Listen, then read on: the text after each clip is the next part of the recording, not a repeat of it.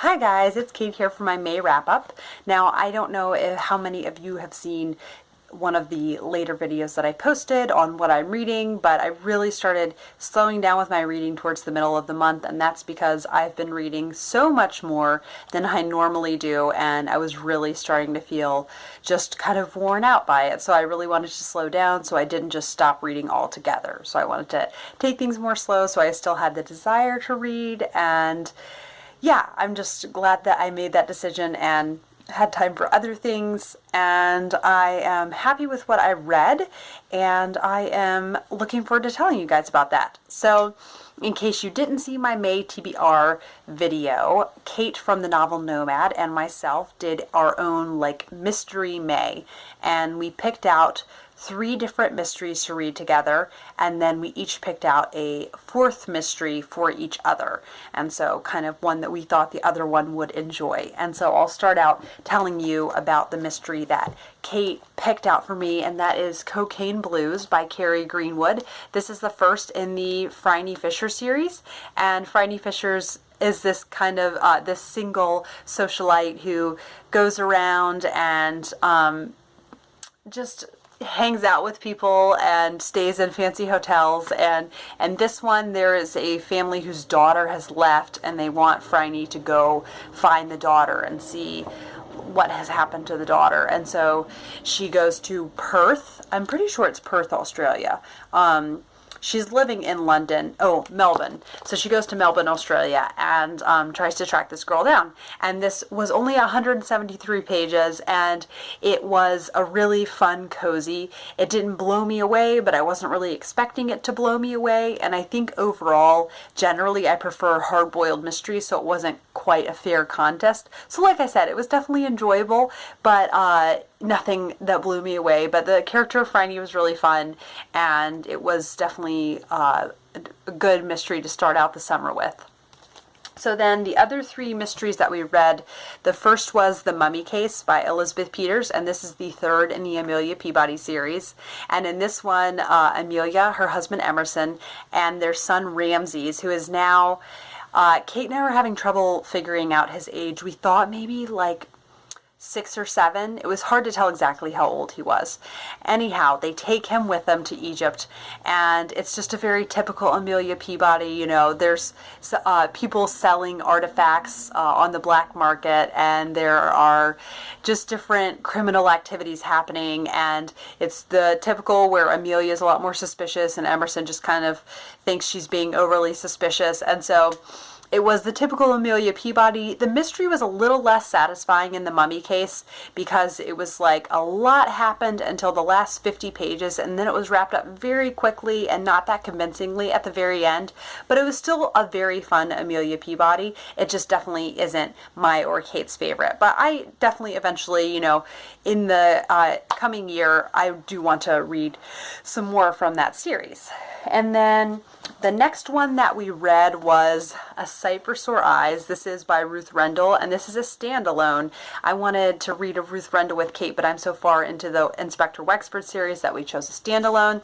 A Sight for Sore Eyes was very, very different than I was anticipating it would be. It is basically horror or a thriller, and it starts out where there is a couple, very weird dysfunctional couple, and they end up getting married and they have a child. And so this child, Teddy Brex, is raised in a very weird home where he's not shown affection and not really played with much, and so he grows up to be a very, very strange man, very strange and totally absolutely oblivious to empathy and being concerned about how your actions come across to other people. So he's just very, very strange, and lives in this household. And then also going along, we're also finding out another plot where there is a family who live in a house, and one night when the father is away and the daughter has gone upstairs, the little girl, someone comes in the house and the daughter can hear them arguing, but she can't hear what they're saying. And then the man who comes into the house shoots the mother. And so then this daughter has to grow up with that, knowing that. And so It's just about how these lives intertwine. It was so unique, and for people who like thrillers, I think they would really like it, but I found myself just extremely unsettled. It felt like an Alfred Hitchcock movie in that it was like very slow building, slow burning. You're waiting for the chaos to happen. And another thing that made it feel so chaotic is that there's absolutely zero law enforcement in this book. I'm just so used to, when I read a Ruth Rendell, like Inspector Wexford coming in to save the day, and this is not an Inspector Wexford novel, and so that was kind of the whole time I was like, where are the police? What, like, I need someone to take care of this and to fix this. And so yeah, it was a very intense experience. Like, literally my stomach was in knots at certain points while I was reading it. So I think that if you like thrillers, you would like this. There were some parts that were like really gross, and so since it's not my cup of tea, I'm just giving like a medium endorsement, but I think for people who like thrillers, you would actually really enjoy this. So yeah, I'd be curious for anyone who does like thrillers to hear what you think if you have read it. So just let me know.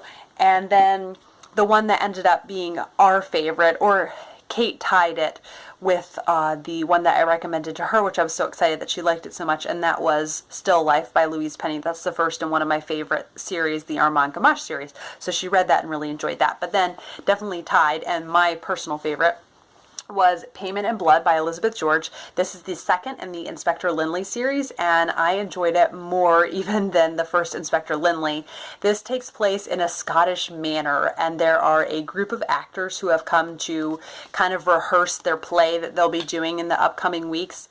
And while they're there, the woman who is kind of in charge of the whole process, the screenwriter, and like I said, she's just overall in charge of everything, is stabbed in her bed in the middle of the night. And so Inspector Lynley and Sergeant Barbara Havers are called to the case, and making these even more complicated is the lady that Inspector Lynley has been pretty interested in lately, Helen Clyde, is there with another man. And it's just very, very awkward because Inspector Lynley is supposed to be keeping things professional and, you know, keeping himself separate, you know, not have like emotional involvement with the different suspects and people that are there. And so it made it very interesting. And then going along with that, as Barbara Havers can see how Lynley is kind of conflicted. And so it was very fascinating. I just really enjoy mysteries that closely study the sleuths and detectives in them. And so I really appreciated that. And as always, the writing just felt very literary, and I highly enjoyed it. And like I said, it just being set at a Scottish manor, and it's like cold and foggy. It was just awesome. So I really enjoyed that. Then I finished the Lunar Chronicles, which I was very excited about. So I read Fairest, the novella, and that was a very quick read, and it's just the background of Queen Lavanna and kind of how she became queen, and what happens to her after she's queen, and just getting to know her better. Then I read Winter, and it was excellent. I'm really pleased that I read this series, and I will definitely read the novella that takes place after Stars Above, or some of the stories take place after, some before, but I really enjoyed it. I will say, for being a YA series, like, it wasn't quite as satisfying as the conclusion to an adult series. It just felt ever so slightly lackluster. It was definitely great, and it was definitely enjoyable, but I wasn't quite as enthused. I didn't come out of the series feeling quite as enthusiastic as I did finishing Cress, maybe. So obviously really enjoyed it, and I am glad that I read the series. And let's see. Oh, yes. Next, a book I'm really excited to tell you guys about that I finally finished. It took me several months, and that was Coming Home by Rosamund Pilcher. I gave this book a 5 out of 5 stars. It was so enjoyable, and in one of my previous videos a couple weeks ago, I said I was savoring every page, and that was most definitely the case. Her writing is just so cozy and comforting, and I just absolutely adore her, and I'm definitely planning on reading all of her books. And it's really fun to be a Rosamund Pilcher fan because this is considered like not great literature, so that means the books are really cheap. So I just found 2 more of her books for 50 cents each at the library, and so I just love reading her books, and it's just like so cozy. So Coming Home is basically the story of Judith Dunbar and her life from the time she's around 14 till when she's around 30. And so it's really her coming of age story. That's what a lot of Rosamund Pilchers are, but I really enjoy that, so I don't care. Her father is in the military, and so at one point her mother and her sister are going to go live with the father. Meanwhile, Judith is going to go to boarding school in England. And while she goes to boarding school, she is befriended by Loveday Carey Lewis, and they just become close and fast friends and end up being friends for the rest of their lives. And Loveday invites Judith to come home with her one weekend, and hence the title Coming Home. Just, she is so taken with this house called Nanchero and the people. She has really just fun family. They're all fun to be around. Her mother, Diana, and her father, Edgar, and then she has a brother named Edward and a sister named Athena. And so you get to know all of those people, and these are great books for homebodies because they're just extremely cozy, and the characters in them like living in cozy places and making their houses into homes.